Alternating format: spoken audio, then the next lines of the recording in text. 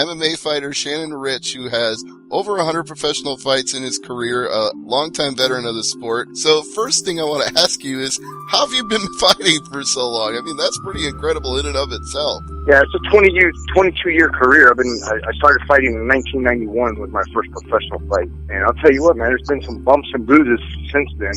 Some days you're the hammer and some days you're the nail. I think that's always true in mixed martial arts. It's you either win or lose, unless it's a draw or a no contest.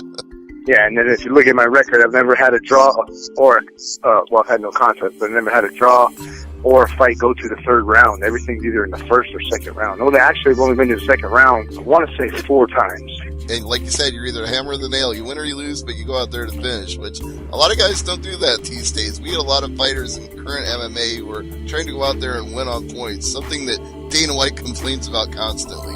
Yeah, not that I'm not a fan of this guy, but Pat Miletich, to give you an example, fantastic fighter. I mean, I love the guy to death, pioneer of the sport, but he always fought not to win, he fought not to lose.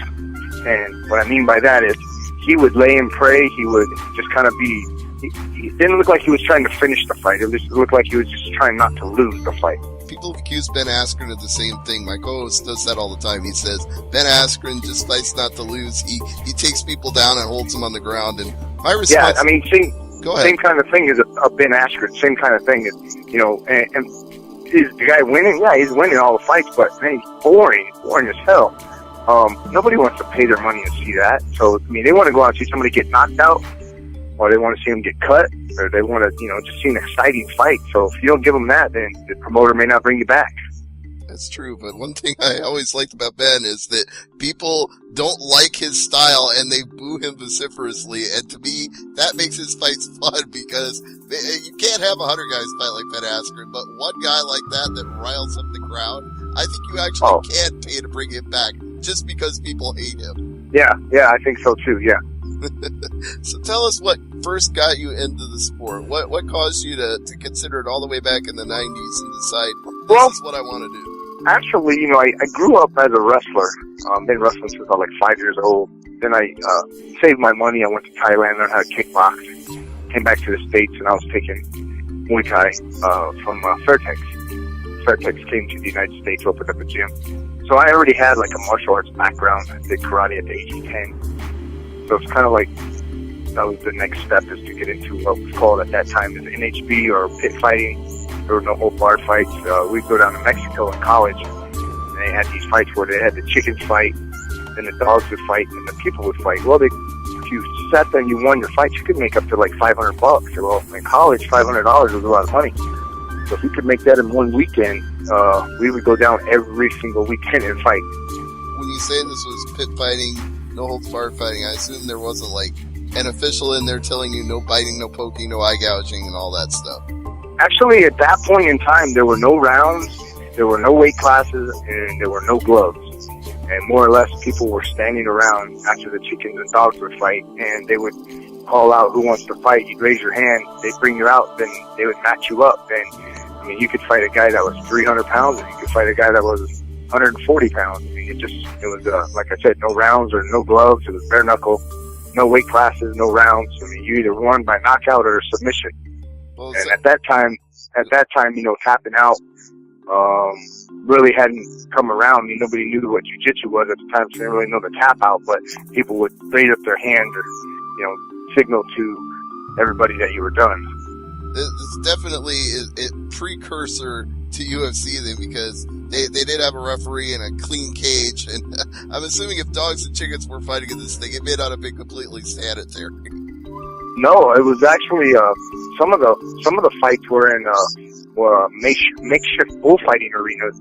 They would call it Plaza de Toros, and literally it was a dirt floor with some old raggedy wooden fences around it. Wow, pretty primitive, I guess. So, at what point did it transition from these primitive bullfighting rings, these cockfighting rings? When did you actually get like in a real cage and have a fight? I met a lady by the name of Becky Levi who was involved with Don Fry, big girl. She was fighting no holds barred in Japan at the time. she asked me if I wanted to fight in Hawaii. And I'd never been to Hawaii. I'm from a small town in Arizona. And I said, yeah. So I went out to Hawaii. I think it was 1997 or 98. So, I mean, I had an extensive MMA career already. Well, no-holds-barred career already since 91. But there was a show out in Hawaii called Super Brawl. T.J. Thompson was the promoter. And I went out there and fought a kid named Victor Huntsinger. And that was my first sanctioned event, first time fighting in an actual ring, fighting in, 10,000 people arena, fans crazy. I mean, it was amazing. So after fighting in that, I never wanted to go back to Mexico. Your days of fighting at bull rings were over. Done. Can't blame you. Once you got a taste of the real thing, that had to be worlds better. So yeah, it was night and day. You had a dressing room, you had a shower, you had, it was just, at the time it was one of the biggest shows around. I mean, the kids nowadays have no clue what Super Brawl was, or Extreme Challenge, or Hook and Shoot, or some of these other shows that were around during that time. Because there was only a handful of events. I mean, if you were an MMA fighter in the early 90s, you fought in 2 or 3 shows. That's it. And it's not like nowadays where every state has 5 promotions. You can fight every single weekend. You had to wait for a show. Sometimes you'd have to drive cross country, pay for your own way there to make $200 or $300 to fight. Barely cover your hotel and your travel expenses. You would lose money every time you fought. But the fact was, it wasn't like a karate tournament where you actually paid to enter a karate tournament and win a trophy. This was, you were a professional fighter. They actually paid you to fight. So that was kind of the big difference. I understand completely. Hey, Peter, I want to let you get in on the conversation. I've been dominating it so far. So, Peter, go ahead with your questions for Shannon. I was wondering over your record as the who's who of fighters, but I have to ask, I'm sure you get asked this all the time, what was it like facing off against Sakuraba at Japan's Pride? Oh, man, fighting Sakuraba, Kazushi Sakuraba was at the time, he was the #1 fighter in the world. Nobody, and I mean nobody, wanted to fight him. They actually asked me on September 27th, which was my birthday. I get a phone call from Don Fry. He had on the other line Simon Inoki was the booker at that time for Pride. And they said, hey, we have a fight for you against Sakuraba. Do you want to take it? And I was like, well, absolutely, I want to go. So being the underdog, I still wanted to take the fight. It was an incredible feeling, man. I mean, at that time, it was like 60,000 fans at the main gate, main event. And on that card, there were guys like Vanderlei Silva, Big Tom Erickson, Keith Haring, Vanderlei Silva. I mean, just the fight card was crazy, and here I am, the main event. So, I mean, that was like walking into the Super Bowl of mixed martial arts at that time. It was the pinnacle. So, Pride was bigger than the UFC at that time. Everyone had left the UFC to go fight Pride. Here I am, and I got a chance to go fight the main event. It was a dream come true. It was it was like a dream. Now, outside of the United States, is there another country that you like fighting in? Like, is Japan, Canada, a country in Europe perhaps, that you like fighting in? I like fighting in any country. I mean, I just like to fight, period. It doesn't really matter where. If there's a beach, that definitely makes it better, because when you're not fighting and you're after the fight in the downtime, you maybe get a chance to go to the beach. I fought in Singapore recently, a couple years ago, and then got right from Singapore, took a plane and went to Thailand for 10 days, hung out on the beach in Thailand. So, I mean, if there's a beach nearby, then that obviously makes it better. But I don't really care where I fight. I've been fought in Russia, Singapore, Romania, Burma, Puerto Rico, Mexico. I mean, Canada. I mean, you name it, I probably fought there. I fought so many places. I think you're the first guest on the show who's actually taken a fight in Alaska. Yeah, I've actually had 2 fights in Alaska. I fought in Anchorage, and then I fought in Fairbanks. So what was it like facing Dan Severn? Hey, that fight with Dan Severn, I actually fought him twice. When I fought him in Fairbanks, that was pretty wild. We fought in a a boxing ring. And first they asked me, do you want to fight Dan Severn? And I was like, well, don't you have anybody else in my weight class? They're like, no, you're the only fighter with a lot of experience. We want Dan to fight a reputable guy with a lot of experience instead of giving him a new guy. And I was like, okay, I'll do it. Wasn't really thrilled about it, but they paid me well, so I was like, okay, I'll do it. Dan picked me up and literally tossed me out of the ring with a suplex onto a table, and I smashed my back onto a table, like where the referee was, like the timekeeper and all that, and got back into the ring and finished the fight. But he totally dominated me. Went back to the drawing board and I trained pretty hard, and got a chance to fight Dan Severn again, but this time it was in Hawaii. Now, this fight is on YouTube. There's so much speculation about this fight. At the time, during the fight, it was an amazing fight. Everybody was excited. I thought we put on a great fight, or I put on a great fight. I mean, I fought Dan Severn, who was the ultimate UFC champion, the former WWF superstar, and here I am fighting him. I make it to the second round. The fight went really well for me, but not so well for Dan. And as soon as that fight was over, there was the ring announcer, and I really can't remember the guy's name. I think his first name was Jeff, but he blatantly told everybody that this fight was at work, that it was a fixed fight, and there was so much negativity toward it that it really took away from the fact that, hey, I did pretty good in this fight. Well, since this guy said it was a work fight, and, in the sport of MMA, there's been a few people that have done work fights, they were like, oh yeah, that was a work fight. Well, it was not a work fight. Why would I throw a fight against a guy who was probably going to beat me anyway? That just doesn't make any sense.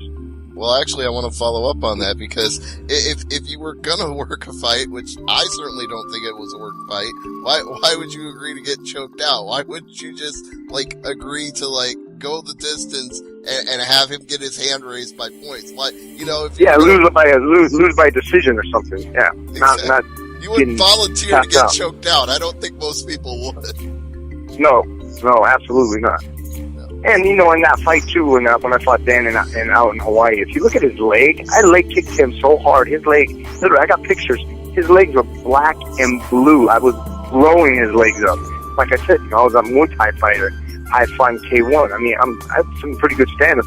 Although I'm a black belt in Brazilian Jiu-Jitsu, I do know Muay Thai. And, I leg kicked the crap out of his legs.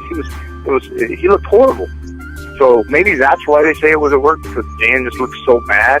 I looked great. He looked horrible. So, I don't know.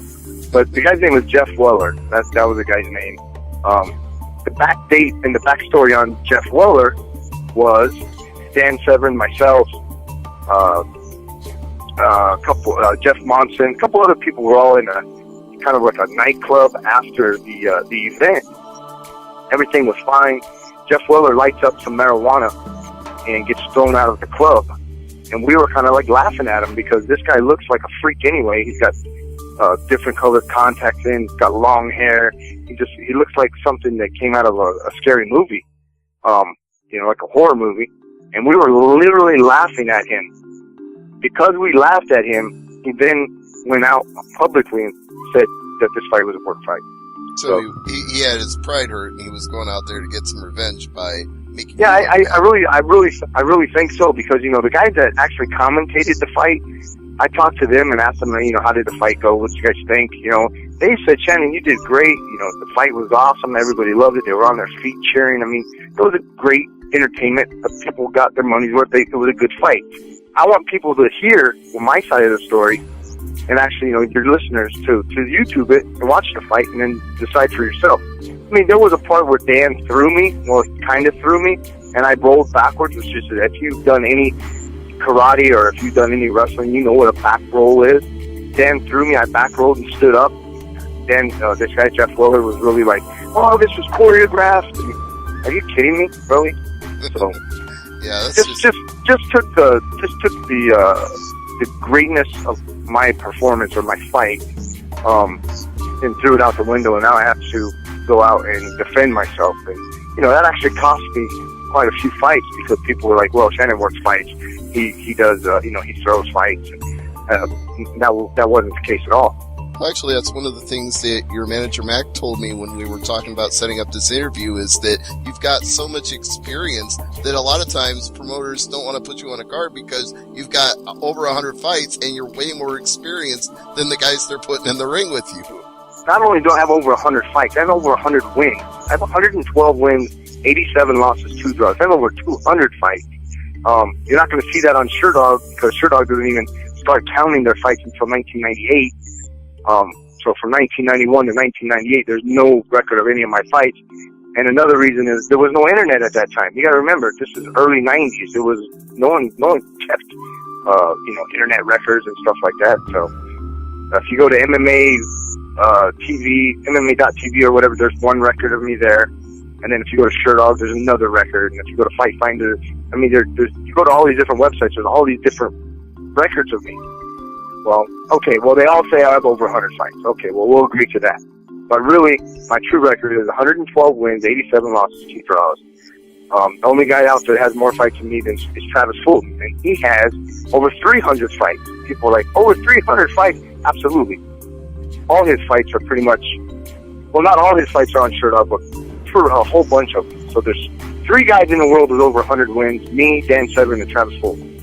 So that's not, that's not a bad company to keep a guy with, over 100 wins. No doubt. There's very few people who can make that claim. 100 fights, let alone 100 wins. So you're an elite record there, and it makes it very hard for promoters to feel like they actually, if they built up a local guy and they want this guy to be a superstar, you could come in and spoil their night because you've got all this experience. You could end up making it a very bad night for their local favorite guy. And I have stories like that. Hence, Monty Cox Extreme Challenge, fighting in Davenport, Iowa, against a guy named Daryl Guthmiller. Now, if you look up Daryl Guthmiller on Sherdog, you're going to see his record is like 16-1, or something similar to that. He retired after I beat him. He was on the road to the UFC. Monty Cox was having this guy fight. The backstory on that, Daryl Guthmiller trains Pat Miletich in that whole camp during the Jeremy Horn, Matt Hughes, Tim Sylvia, Pat Miletich days. These guys are all like the dynasty, the mega team, kind of like an AKA or that team out of where George St. Pierre comes out of, or Alpha Male. They were like the team at that time. Well, Derek Guthmiller came out. We fought. I armbarred him in under a minute. Derailed him from going to the UFC. I was not supposed to win that fight, and I ended up winning the fight. Yeah, that just goes to show you're going to be the spoiler. If somebody brings you in and thinks they're going to roll over you, you've got other plans.